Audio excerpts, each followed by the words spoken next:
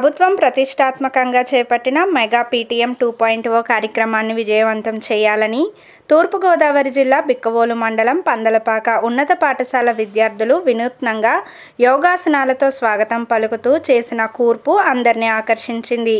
ప్రధానోపాధ్యాయులు చిర్ల శ్రీనివాస్ రెడ్డి, వ్యాయామోపాధ్యాయులు ద్వారంపూడి యువరాజారెడ్డి ఆధ్వర్యంలో సుమారు 550 మంది విద్యార్థులతో యోగాసనాల ద్వారా మెగా పీటీఎం 2.0 ఆకృతిలో కూర్చొని యోగాసనాలు చేయటం విశేషంగా ఆకట్టుకుంది.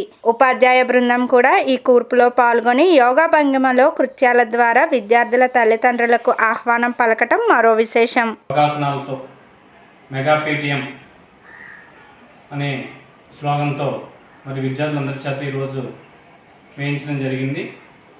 మరి దీని యొక్క ముఖ్య ఉద్దేశం ఏంటంటే ఉపాధ్యాయులకి తల్లిదండ్రులకి మధ్య ఒక వారధిని ఏర్పరిచి తద్వారా విద్యార్థుల్లో ఉన్నతమైన లక్ష్యాలను సాధించడానికి ఈ కార్యక్రమాన్ని మన రాష్ట్ర ప్రభుత్వం మరి ఎంతో ప్రతిష్టాత్మకంగా మరి నిర్వహించబోతుంది.